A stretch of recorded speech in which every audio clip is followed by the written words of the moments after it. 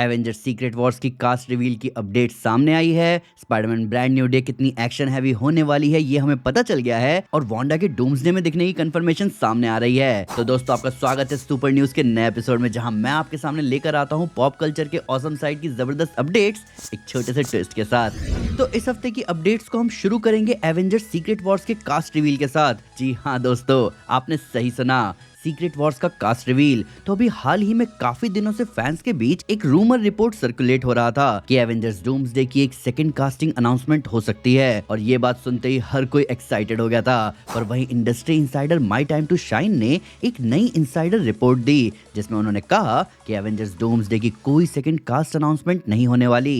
In fact doomsday की कोई second cast announcement कभी होगी ही नहीं, क्योंकि जितने कैरेक्टर्स डूम्सडे के लिए इंपॉर्टेंट थे उन्हें पहले ही अनाउंसमेंट में बता दिया गया है। वो हमारे लिए सरप्राइज है और कुछ छोटे मोटे कैमियोज हैं। यहाँ क्रिस एवांस एक एक्सेप्शन हो सकते हैं जिनका बड़ा रोल होगा, पर उन्हें अनाउंस नहीं किया गया। उसके बाद माई टाइम टू शाइन ने एक और रूमर रिपोर्ट दी, जिसमें उन्होंने कहा कि ऐसा जरूर हो सकता है कि हमें एवेंजर्स सीक्रेट वॉर्स की एक कास्ट अनाउंसमेंट देखने को मिल जाए। अब देखो, ये दोनों ही खबरें काफी मिक्स्ड फीलिंग लेकर आई है, क्योंकि एक खबर तो अच्छी है पर दूसरी खबर थोड़ी ठीक ठाक है। बात यहाँ मूवी को लाने या सीक्रेट मेंटेन करने की नहीं है, बात फिलहाल हाइप और एंटिसिपेशन की है। अभी ऐसे हालात में हम तो चाहेंगे कि अगर मार्वल के पास कोई ट्रम्प कार्ड है जिसे अनाउंस करके फैंस के बीच हाइप और एंटिसिपेशन डबल हो सकता है, तो उसके लिए मार्वल को जरूर एक सेकंड अनाउंसमेंट करना चाहिए। अब हमारी अगली अपडेट बहुत ही जबरदस्त है, क्योंकि इसके हिसाब से स्पाइडरमैन ब्रांड न्यू डे एक बहुत ही ज्यादा एक्शन हैवी मूवी होने वाली है। तो पेट्रियन पर इंडस्ट्री इंसाइडर डैनियल रिकमैन की रिपोर्ट के हिसाब से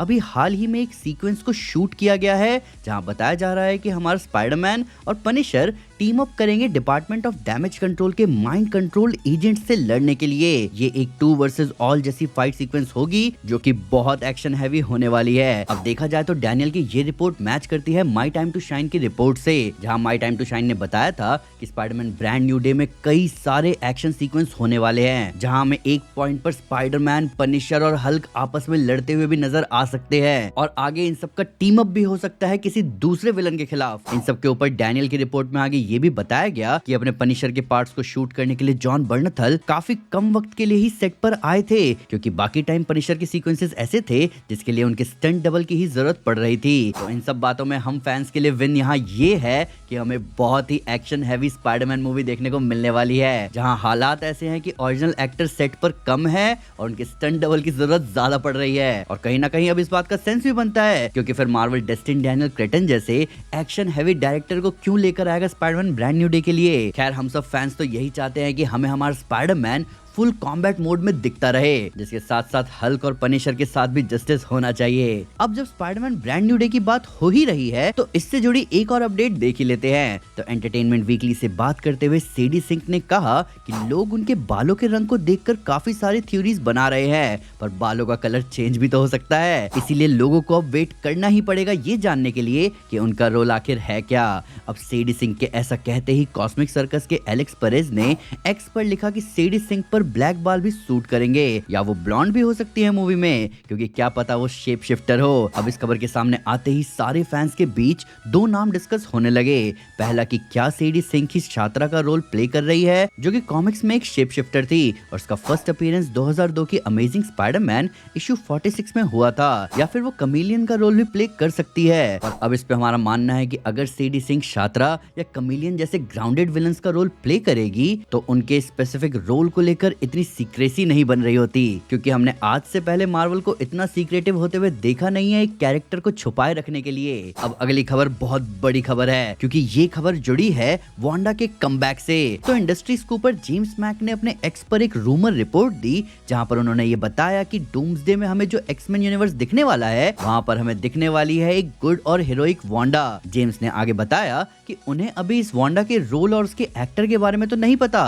पर उन्होंने इस कैरेक्टर के कुछ डिजाइन जरूर देखे हैं। जेम्स मैक ने आगे और ट्वीट्स किए, जिसमें उन्होंने बताया कि ये नई वांडा का कॉस्ट्यूम एक टाइट लॉन्ग रेड ड्रेस है, जो उसके एंकल लेंथ का होगा, और उसने रेड ग्लव्स भी पहने होंगे, और उसके सर पर वांडा का आइकॉनिक हेडपीस भी होगा। वहीं जब सभी ने उनसे पूछा कि क्या वांडा के इस वेरिएंट को प्ले करने के लिए एलिजाबेथ ओल्सन वापस आने वाली है, तो उस पे जेम्स मैक ने कहा कि अभी उन्हें ऐसी कोई न्यूज नहीं मिली है कि एलिजाबेथ ओल्सन ही वांडा का रोल प्ले करेंगी। अब देखा जाए तो ऐसा होना ही था, क्योंकि आप एक अलग एक्समैन यूनिवर्स को दिखा रहे हो और अभी तो ऐसा भी फील हो रहा है कि उनकी main power house Jean Grey हमें इस मूवी में नहीं दिखेंगी। तो एटलीस्ट आप म्यूटेंट्स के दूसरे पावर हाउस वांडा को तो जरूर रखना चाहोगे। वहीं कॉमिक्स में वांडा और डूम के बीच के डायनामिक्स भी बहुत इंटरेस्टिंग रहे हैं, तो मार्वल उसे भी जरूर यूज करना चाहेगा। पर इन सब के बीच एक सवाल और सामने आ रहा है कि क्या एलिजाबेथ ओल्सन की वांडा हमें क्या कभी नहीं दिखेंगी। अब हमारी अगली खबर जेम्स गन की मैन ऑफ टुमारो से जुड़ी है, जहां मूवी के डेवलपमेंट पर जेम्स गन लगातार अपडेट्स दे रहे हैं। तो अपने थ्रेड्स अकाउंट पर जेम्स गन ने एक पिक्चर पोस्ट करी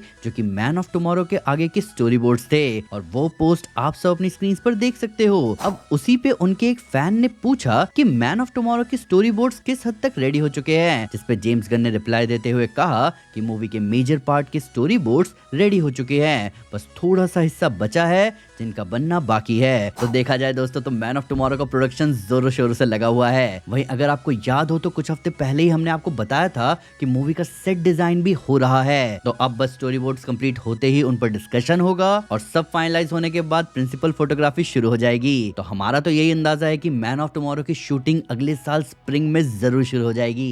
वहीं हमारी अगली अपडेट एक गजब की अपडेट है जो डूम्सडे से रिलेटेड है। ऐसा लग रहा है कि बीस्ट का कैरेक्टर प्ले करने वाले एक्टर केल्सी ग्रामर ने काफी चीजें रिवील कर दी है। तो एंटरटेनमेंट टुनाइट के साथ इंटरव्यू करते हुए जब उनसे डूम्सडे में काम करने के एक्सपीरियंस से जुड़े सवाल पूछे गए, तब उन्होंने बताया कि कैसे उन्हें वापस बीस्ट का रोल प्ले करने में बड़ा मजा आया। पर इसी के बाद केल्सी ने थोड़ा हिचकिचाते हुए ही सही पर बताया कि उन्हें बाकी एक्टर्स के साथ सीन शेयर करने का मौका मिला जिसमें क्रिस हेम्सवर्थ और वो एक साथ एक सीन में है। फिर केल्सी ने रॉबर्ट डाउनी जूनियर की तारीफ करते हुए कहा कि इस तरह मूवी में एक सीक्वेंस है जहां पर वो और रॉबर्ट डाउनी जूनियर एक साथ एक सीन में है। वहीं उन्होंने आखिर में कहा कि उन्होंने पेड्रो पास्कल के साथ भी बहुत सारी शूटिंग करी है। तो अब हमारे पास कुछ सिनेरियो सामने आते हैं। पहला, बीस्ट और थॉर का एक ही सीन में होना कहीं ना कहीं हमें बता रहा है कि हमें एक जबरदस्त फाइट सीन देखने को मिलेगा, जहां हमें एवेंजर्स वर्सेस एक्समैन वाला नजारा देखने को मिल सकता है। बीस्ट और डूम का एक सीन में होना या तो हमें ये बता सकता है कि डूम ने एक्समैन के यूनिवर्स पर अटैक कर दिया, या फिर ये मूवी की एंडिंग के बारे में है जहां सारे हीरोज एक साथ आकर डूम का सामना करेंगे। वहीं बीस्ट और रीड रिचर्ड्स का एक सीन में दिखना ये ऑब्वियसली दो साइंटिस्ट के बीच की डिस्कशन होगी, जहां वो लोग बात करेंगे कि कैसे इनकर्जन से पूरे मल्टीवर्स को बचाया जा सकता है। तो दोस्तों ये थी इस हफ्ते की सुपर न्यूज। अब आप मुझे बताओ कि एवेंजर्स डूम्सडे में कितने एक्टर्स के नाम छुपाए जा रहे हैं। आपके हिसाब से ब्रांड न्यू डे कितनी एक्शन हैवी होने वाली है, और क्या मैन ऑफ टुमारो हमारी सोच से भी जल्दी सामने आ सकती है। आइए इन सब के बारे में कमेंट्स में डिटेल में बात करें। वीडियो अच्छी लगी तो लाइक जरूर करें और चैनल को सब्सक्राइब करना ना भूलें। साथ ही साथ एक स्टेप आगे आकर अपने फेवरेट चैनल को सपोर्ट करें मेंबरशिप लेकर। Thank you guys, this is Aman Sinha and you are super super. Piece.